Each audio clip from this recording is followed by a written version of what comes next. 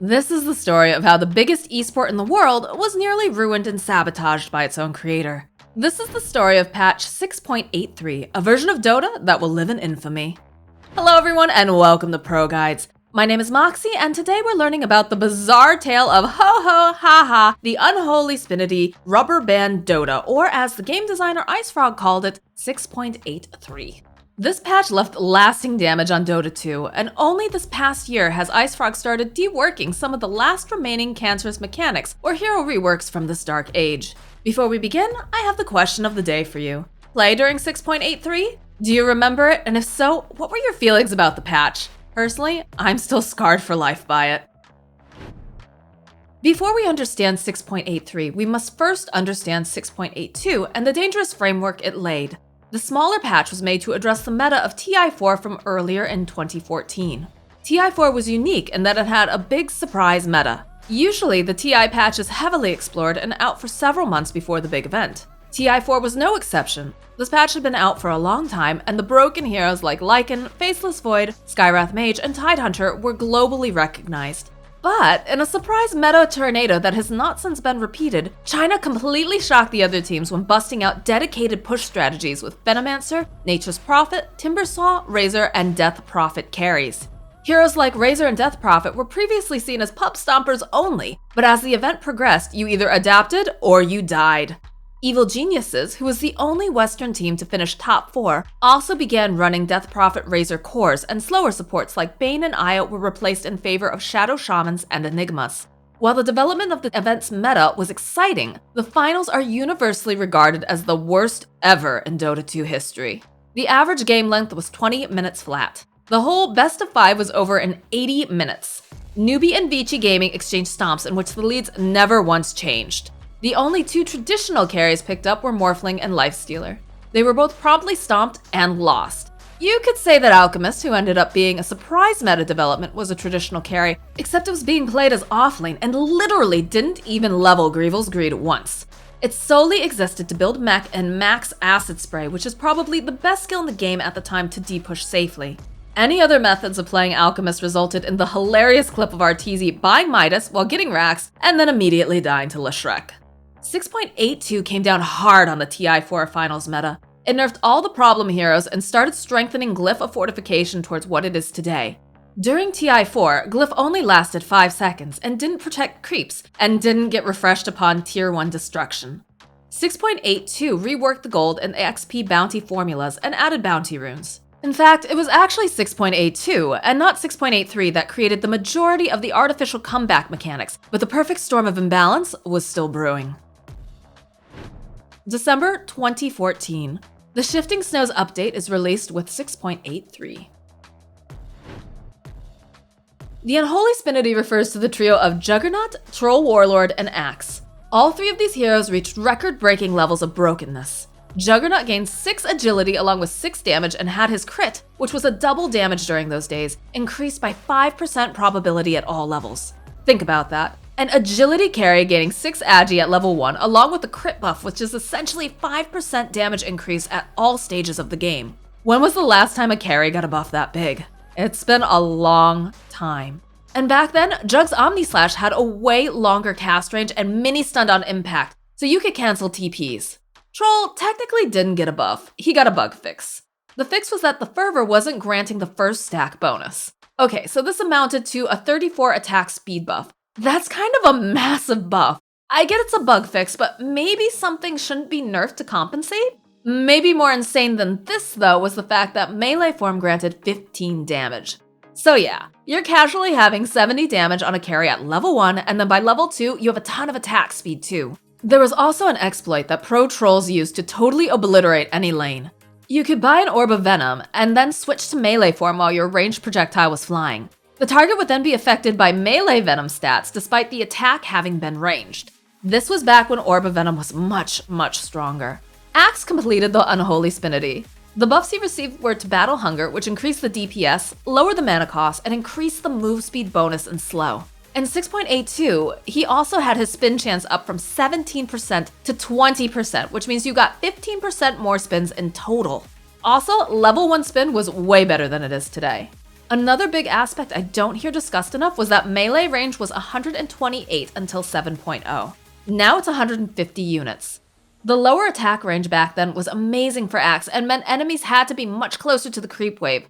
Items like Blade Mail, Crimson, BKB, Blink Dagger, and Tranquils were all better back then too.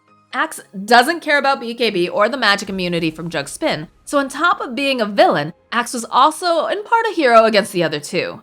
His Culling Blade chopped at a higher HP totals back then, and his axe was actually good compared to the trash that it is today. It used to increase his chop threshold greatly. Supports could be culled at half HP so easily. Ho ho ha ha. This laughter. That's vile cackles enough to induce a cold sweat in any veteran Dota player. Ho ho ha ha on the surface is just a simple sniper voice line, but it morphed into a calling card for the degeneracy that was 6.83.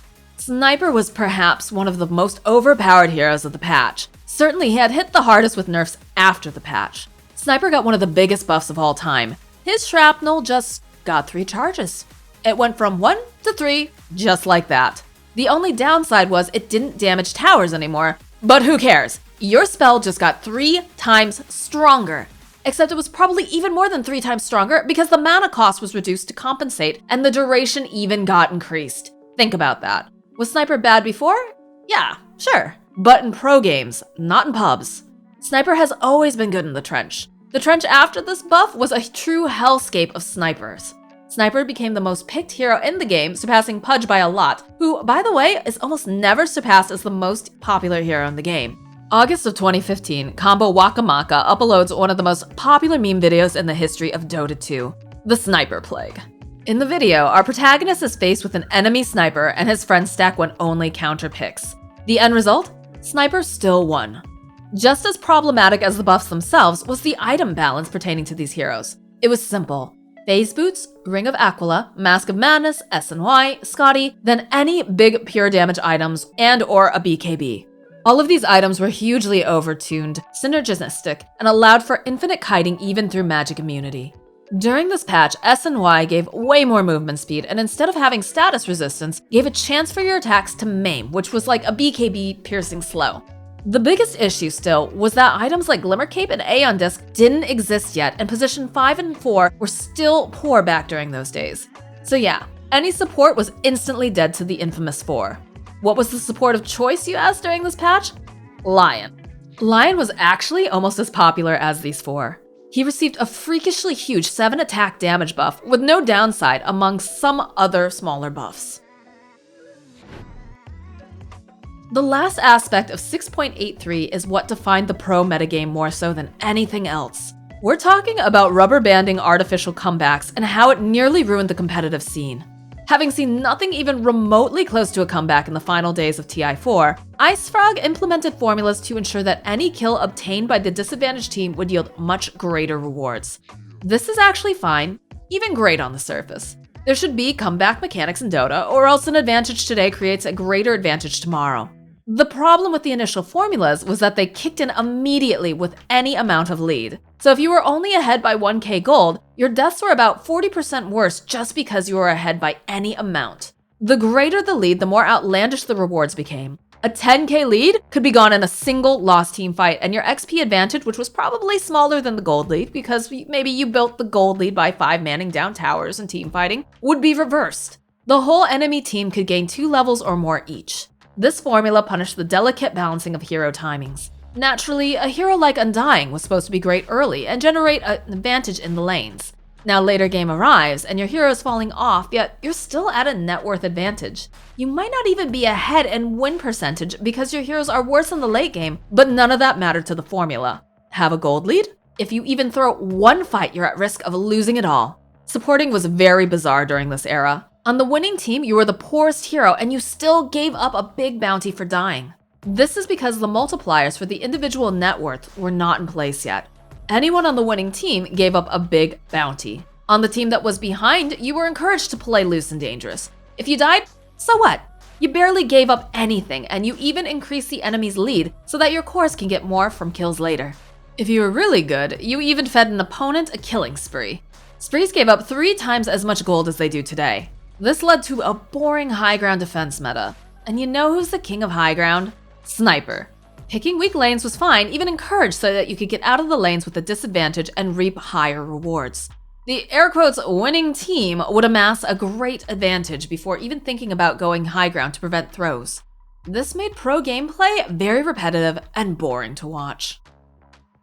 Thanks as always for watching. We hope you enjoyed this little history documentary. Did you play during this patch, and what are your memories of it?